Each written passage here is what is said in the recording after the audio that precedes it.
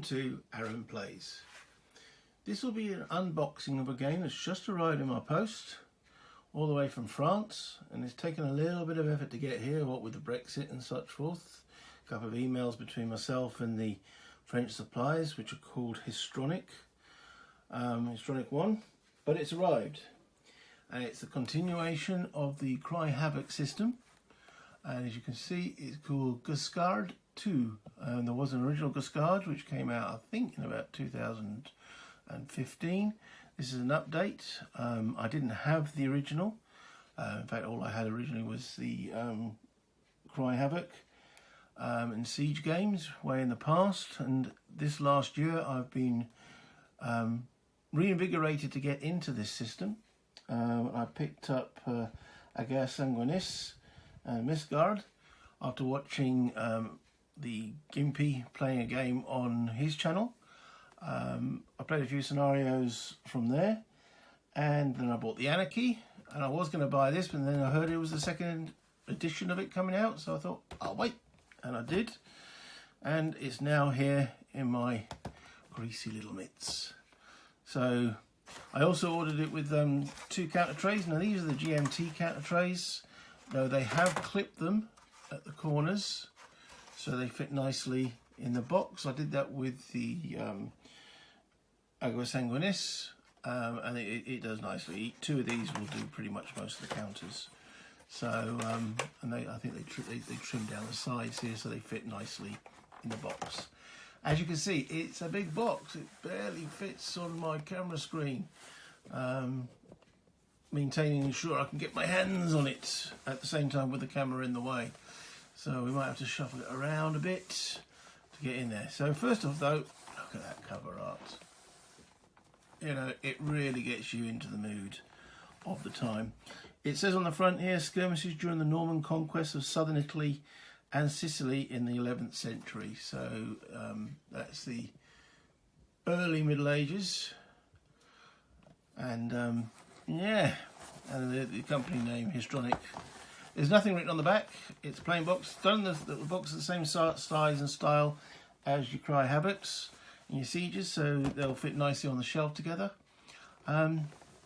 Let's take off the lid and see what's inside. So, lid removed, and the first thing you see is one of the maps. Okay, and they're done in again the same style as the Cry Havoc, so they'll fit with what's on there. Though these are computer generated, whereas the original Cry Havoc were hand drawn, I'm led to believe. But they are the same size, same colours, and just look at that.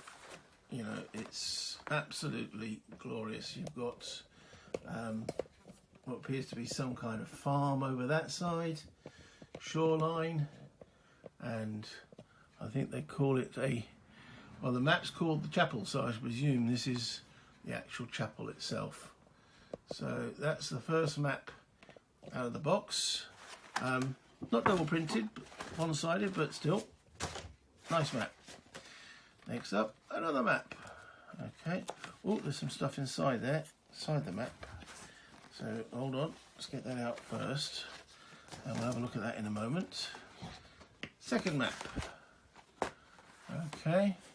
And again, lovely artwork. This is called the Lagoon. So it looks like we've got some marshes here, obviously trees of some kind, a hill, again beaches, waterways, and plain open ground. Again, absolutely beautiful production on that map. Again, one-sided. Inside the map, there were some charts and tables. What is a game without charts and tables? You've got play sheet number 1, which has quite a bit of the terrain on there, all explained. Sequence of play, always useful. Okay, and on the reverse side, play sheet number 2, all the missile characteristics over here. What happens when a missile misses, and the actual combat tables here. So you've got terrain effects on one side, yet all the terrain types on this side. Okay, and on this side, the combat results tables. Okay, that's play sheet 1 and 2. Play sheet 3 Again, has the game sequence, and this is the siege record sheet. So when you're having a siege, and it goes through some details on each of these buildings by the looks of it. Okay, there's a battering ram table, a healing table, surrender table, a fire table, wounded characters, because sieges will go, I presume, for days on end. So I presume that's what this is, a day record track by the looks of it. And on the reverse, campaign game play sheet.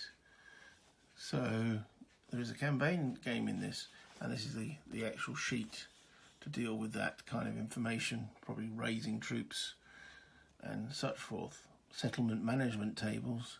Each of the different factions, you've got Arabs, Byzantines, Normans, Lombards, Germans, and so on. Play sheet 5 is a campaign game worksheet, as denoted by the name at the top here, campaign game worksheet. I assume that you'll have to purchase guys. You've got all the guys' names here, so how many of them you've got on your side? What's on the next page? Campaign change. Play sheet 6, head count worksheet. Whatever that actually means. I have not run a campaign game in this. I'll be interested to do so. Okay, so they're given 2 copies of the play sheet for the campaigns. So I'd probably photocopy those and then laminate them, or just laminate them anyway. Okay, I hope they give more of play sheet 1 and 2 and 3 and 4. You know, it would be nice to have 1 per player. So anyway, the next map. Oh, there's something in here as well. We'll look at that in a moment. So let's have a look at map 3. Okay, so it's got a Byzantine tower in here, with obviously its rocks and such forth, and again the coastal theme continues.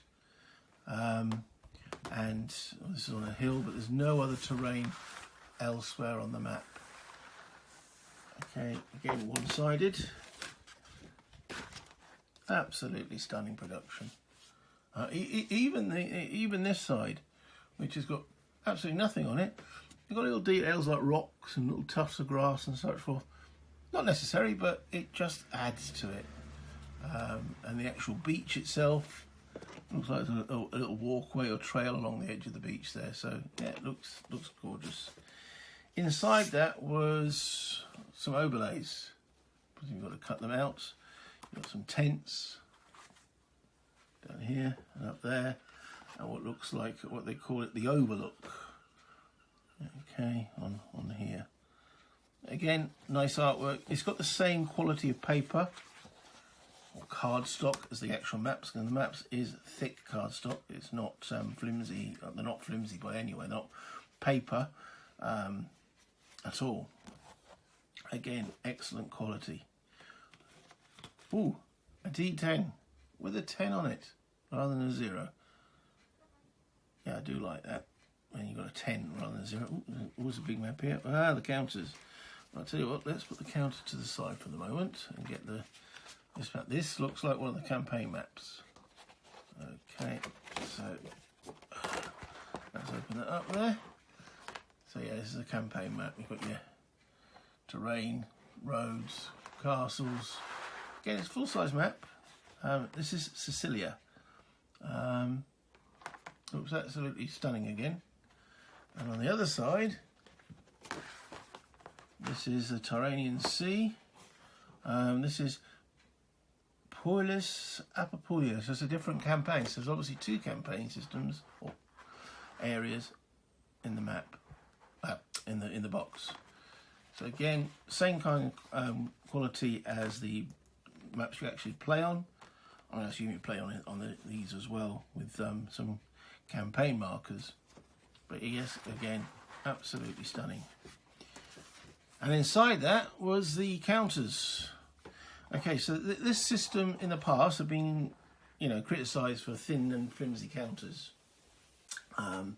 They addressed that with Aga Sanguinis and Montsegur, and they've made these are the standard sort of GMT thickness counters that you'd expect. And again, lovely actual artwork. I wonder if I can bring one of those into focus. Okay. Some of the guys with the shields and such forth. The coloured counters here, I think these are the campaign ones. So these white ones here are all the players. And then you've got to, who's on what side, because obviously they've got a white background. Well, you get a list of who's on what side. And then what I do while I'm playing is I put a little micro dice or a little tiddlywink, just to denote who's on what side, if necessary, if it's not blatantly obvious. But generally speaking, I say the artwork is stunning. Now, each actual character in the game has essentially 2 counters if they are on foot, and 4 counters if they're mounted. So you get a fresh guy, then he gets wounded, he's got stunned, and he's got dead. And if he's mounted, he's got him on the horse and him dismounted as well. So on the reverse side is, as you can see, there's a horse without its rider, and then you've got dead horses. Okay, and you've got stunned guys and dead guys. Yeah, they all remain on the map, and even can cause traffic jams if you've got too many dead bodies in the same place. You can't move through them and such forth. So, and there's one. Oh, they look like they pop out easily as well, which is nice. A clipping we will go. Yes, I am a counter clipper. These are the second counter sheet. Les Byzantines. So the first one was Les Normands. This is the Byzantines. And again, the artwork on them is lovely. So can't wait to get this to the table. Okay, the third sheet. Okay, we've got some ladders there. This one's Les Lombards. Again, more campaign counters here. You've even got a couple of dogs. I think that's nice. Okay, I wonder if there's rules for the dogs. Well, I assume there is, knights and such forth. Then the fourth sheet, Les Arabs. Okay, again, lovely counters on them. The guy's got a turban. So yeah, okay. And then the final sheet, by the looks of it, miscellaneous. Okay, so looks like some form of oil, naphtha. Not sure what that is, but it sounds like napalm. But I presume it's the same sort of things. You've got siege towers here, stone throwers. Sorry, not siege towers, stone throwers. By the looks of it, more campaign cards counters here, and general other characters. Look like some heavily armed infantry over here as well. Okay, so that's the counters and the maps. Then we've got a scenario book and the rules of play. Well, let's have a look at the rules of play first. Okay, again, full colour, nice quality paper throughout. Goes through the nice introduction, contents, useful. Yeah, it's always useful having a good contents pages. Descriptions how to use the counters, terrain effects, sequence of play, types of movement costs at the bottom here. Illustrated, full colour, again good quality paper as I mentioned. Goes through the details of the rules, horses, okay, fire and movement, you'd expect, how to resolve missile fire, die roll modifiers, how to handle slopes,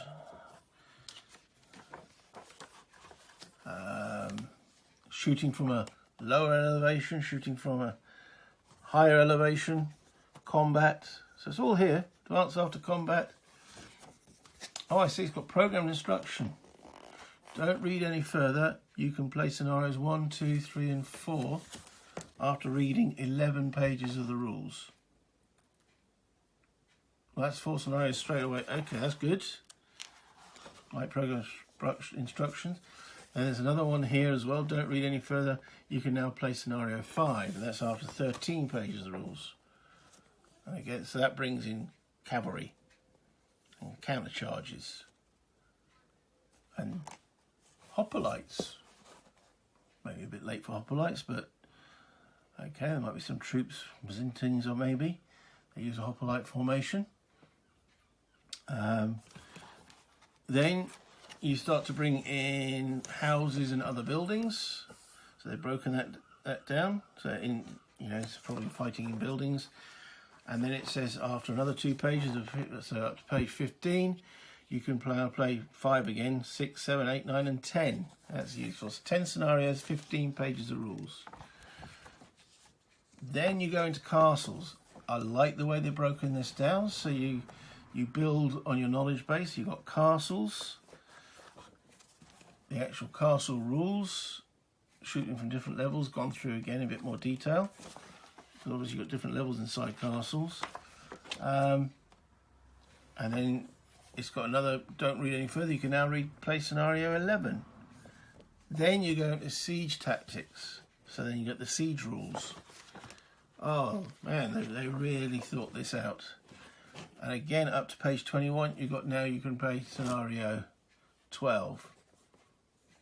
Then you've got laying sieges. Okay.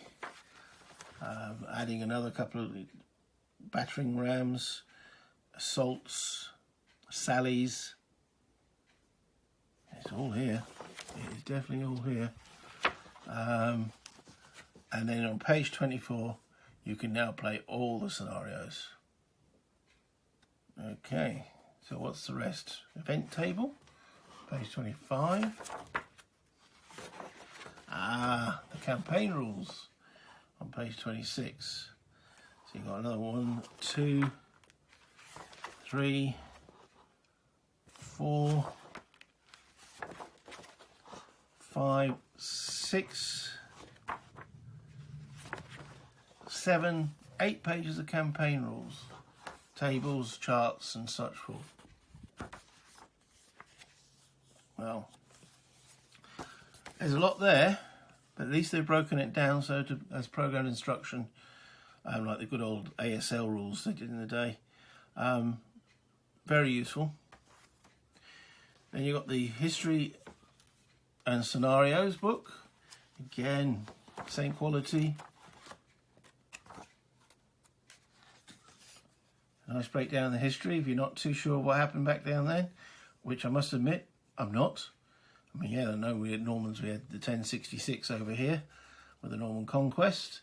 What else were they up to? Well, I knew vaguely that what was going on, but this is lovely. I love games with history. It encourages you to dig further into the subject. Very nice. A bibliography. Very nice to go through that, some of those books. The characters, they describe what each of the kind of characters was, and what they were armed with, equipped with, and the way they actually fought. Again, nice. A couple of pages of that, each actual nation covered. And telling you how to put them, how the maps go together, combining the maps. Again, very nice. Then the scenarios, table of contents of the scenarios. So it looks like there are 14 normal scenarios, and there are 6 campaign scenarios. Okay, so plenty of replayability in here. Remember, in the first 4 scenarios you can play with 11 pages of the rules. That's the first scenario there, so it tells you obviously the backgrounds, what maps to use, how to put it all together. Then the sides, so you've got the Swabians there, so that would be 1, 2, 3, 4, 5, 6 guys. 3 mounted, Tree looks a bit knights, and you've got the Normans. We've got quite a few more knights here, and such forth. So they're breaking them down into 2 factions, and on the victory conditions. So it looks like a page per scenario. And the breakdown of the maps and such forth. Okay, scenario 3, scenario 4. So those first 4 scenarios, as it says, 11 pages of rules. You've got scenario 5. Okay, the Pike Forest, scenario 6, barbecue in Dorazo.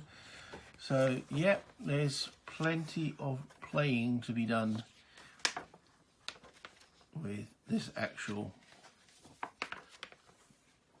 box itself. Okay, so some of the scenarios go over a page. Scenario 14, the last one, then the campaign scenarios. So you've got starting positions, victory conditions, mercenaries. Okay. Very nicely done again. Yes, and I don't know much for the last scenario. And then you've got purchase tables. This table will allow you to create your own scenarios to balance the opposite sides. Okay, so even if this is not enough for you, what's in the box, you can create your own scenarios, what's in there, with an actual formula for purchasing the guys. Excellent. Okay. What else we have here? We've got some mini maps. These are one-sided, so these add on to what maps you've got. So I think there's 1, I'd like to say 4, 2. I remember it being mentioned when I purchased it. 2, yeah, 3, and 4. So you've got like the jetty over here. So they're almost identical size, but they'd fit. You've got a reef, staircase up from the beach, another reef there. I presume they're calling this a reef there. Okay, so that's what's in the box. A lot of content, a lot to go through. I'm very impressed. I'm very happy with my purchase, and I look forward to getting some of this to the table and making a few videos on it. So thank you for watching. Until next time, bye.